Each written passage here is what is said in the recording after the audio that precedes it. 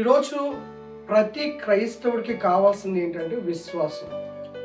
ఈ విశ్వాసం లోపం వల్లే దేవుని యొక్క బలమైన కార్యాలు ఎవరి జీవితంలో కూడా సరిగా జరగట్లేదు. దేవుణ్ణి అయితే నమ్ముతున్నాం కానీ దేవుడు చెప్పిన మార్గంలో మాత్రం నడవలేక, ఆయన మాటను అనుసరించలేక ఏ కార్యాలు కూడా, ఏ యొక్క బలమైన కార్యాలు కూడా ఏ క్రైస్తవుడి జీవితంలో కూడా ఈరోజు జరగడం లేదు. కానీ ప్రియ దేవుని సంగమ, బైబిల్ గ్రంథంలో దేవుడు ఒక వ్యక్తిని పరీక్షిస్తూ ఉన్నాడండి. అంటే పరీక్షించే దేనికో తెలుసా? దేవుడి మీద నువ్వు ఎంత ఆధారపడ్డావు, ఎంత దేవుడి మీద నమ్మకం పెట్టుకున్నావని పరీక్షించిన తర్వాతే దేవుని యొక్క ఆశీర్వాదం అనేది మనకు కనిపిస్తుంది. చాలా మంది అంటారు కదా, దేవుడు మమ్మల్ని శోధిస్తున్నాడండి. దేవుడు ఎప్పుడు కూడా శోధించే దేవుడు కాదండి. మీకు ఇంకా కావాలంటే యాకోబు పత్రిక 1వ అధ్యాయం 16వ వచనంలో నుంచి కింద చదువుకుంటూ వెళ్తే దేవుడు ఎలాగా చెప్తున్నాడంటే కేవలం మనిషి యొక్క దురాశ వల్లనే శోధించబడుతున్నాడు, అంతే తప్ప దేవుడు ఎప్పుడు కూడా శోధించడు. కానీ ఇక్కడ జరుగుతున్న విషయం ఏంటంటే దేవుడు పరీక్షిస్తున్నాడని. నువ్వు చెప్తున్నావు కదా, నేను ఎన్నో సంవత్సరాల నుంచి క్రీస్తుని అనుసరిస్తున్నాను, నువ్వు చెప్తున్నావు కదా నేను క్రీస్తుని నమ్ముకుని పలానా ఇన్ని సంవత్సరాలు అయిందని. మరి అన్ని సంవత్సరాలైన నీ జీవితంలో ఒక దేవుడు ఒక చిన్న పరీక్ష పెట్టినప్పుడు ఈరోజు చాలా మంది ఏమైపోతున్నారంటే ఆ పరీక్షలో ఫెయిల్ అయిపోతున్నారు. కానీ ప్రియ దేవుని సంగమ, దేవుడు పరీక్షించేది ఎందుకో తెలుసా? ఎంత నువ్వు కష్టంలోను, శోధనలోను, పరిస్థితుల్లోనూ నువ్వు నిలబడగలవని దేవుడు నేను పరీక్షించడానికి ఆశపడుతున్నాడు.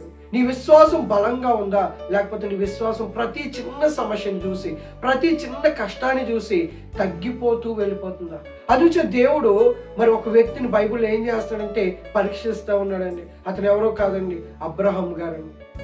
ఈ అబ్రహాం గారి గురించి మనం చూసినట్లయితే ఆదికాండం 22వ అధ్యాయం 1 నుంచి 14 వచనాల వరకు మనం చదువుకున్నప్పుడు అక్కడ 3 విషయాలు మనకి కనిపిస్తాయండి. దేవుడు చెప్తున్నప్పుడు దేవుడు అబ్రహాంతో మాట్లాడుతున్నాడు. ఏమన్నా తెలుసా? అబ్రహాము, నీకున్న ఒక్కగాని ఒక కుమారుని తీసుకుని వచ్చి నేను చూపించే ఆ యొక్క పర్వతం మీద తీసుకొచ్చి నీ కుమారుడు బలి ఇయ్యి అన్నాడు. దేవుడు కోరుకునేది ఏంటో తెలుసండి, ఎప్పుడు నీ ఆస్తిని కాదు, నీ యొక్క అంతస్తుని కాదు, నీ అందచందాలు కాదు, కానీ దేవుడు నువ్వు ఏదైతే బాగా ఇష్టపడుతున్నావో, దేన్నైతే నువ్వు బాగా ప్రేమిస్తున్నావో దానిని దేవుడు కోరుకుంటున్నాడు. అందుకే అబ్రహాం బాగా దేన్ని ఇష్టపడుతున్నాడంటే ఒక్కగాని ఒక కుమారుడు, వృద్ధాప్యంలో ఇచ్చిన కుమారుని బాగా ప్రేమిస్తున్నాడండి. ఆ ప్రేమించే కుమారుని నువ్వు నాకు ఇయ్యని అడుగుతున్నాడండి. అయితే మొదట ఏంటండి, పరీక్ష పెట్టాడు, నిజంగా ఇస్తాడా ఇవ్వడని. రెండోది ఏంటో తెలుసా? అబ్రహాము దేవుని మాటకి విధేయత చూపించాడు, అంటే లోబడ్డాడండి. లోబడి ఏం చేశాడంటే తన కుమారుని దేవుడు ఎక్కడైతే చూపించాడో అక్కడికి తీసుకుంటూ వెళ్తున్నాడండి. అయితే ఈరోజు మన జీవితంలో కూడా కొన్ని పరిస్థితులు బాగోకపోవడానికి గల కారణం ఏంటో తెలుసా? దేవుడు ఒక మార్గం చెప్తా ఉంటే మనం వేరొక మార్గంలోకి వెళ్తున్నామండి. మన మార్గాల్లో కన్ఫ్యూజన్ వస్తుంది, ఏ మార్గంలో నేను వెళ్ళాలి అని. కానీ ప్రియ దేవుడి సంగమ, దేవుడు ప్లేస్ని చెప్తాడు, ప్రదేశాన్ని చెప్తాడు, పర్సన్ కూడా చెప్తాడండి. అంటే ప్రతిదీ కూడా ఎలా ఉంటుందంటే దేవుడి దగ్గర క్లారిటీగా ఉంటుంది తప్ప కన్ఫ్యూజన్ చేసే దేవుడు కానే కాదండి. ఈరోజు నువ్వు అన్ని విషయాల్లో కన్ఫ్యూజన్ అయిపోతున్నావు అంటే దానికి గల కారణం ఏంటంటే దేవుడి మీద నువ్వు పూర్తిగా ఆనుకోలేదు కనుక. ఎవరో ఒక మాట చెప్తున్నారు, ఎవరో ఇంకొక మాట చెప్తున్నారు, ఎక్కడో వేరొక మాట వింటున్నావు, ఇవన్నీ పట్టుకున్నావు కానీ దేవుడి యొక్క మాటను నువ్వు పూర్తిగా వినలేకపోతున్నావు. కాబట్టే దేవుడు చెప్పిన ప్రాంతానికి, దేవుడు చెప్పిన మార్గంలోకి నువ్వు రాలేకపోతున్నావు. కానీ ఈ అబ్రహాం ఎలాగున్నాడు తెలుసా? దేవుడు ఏదైతే ప్రాంతం చెప్పాడో ఆ ప్రాంతానికి తన కుమారుని తీసుకుని వెళ్ళడం జరిగింది. అయితే మూడోది ఇక్కడ కనిపిస్తుంది ఏంటో తెలుసా? తన కుమారుడు అడుగుతున్నాడు, తండ్రి మరి ఇక్కడ ఏమున్నాయి? కట్టెలు ఉన్నాయి, కత్తి ఉంది, కానీ గొర్రె పిల్ల లేదంటే యెహోవాయే సమకూర్చును. మన దేవుడు ఒక విశ్వాసానే కాదు కానీ మనకు సమస్తాన్ని సమకూర్చే దేవుడు అండి.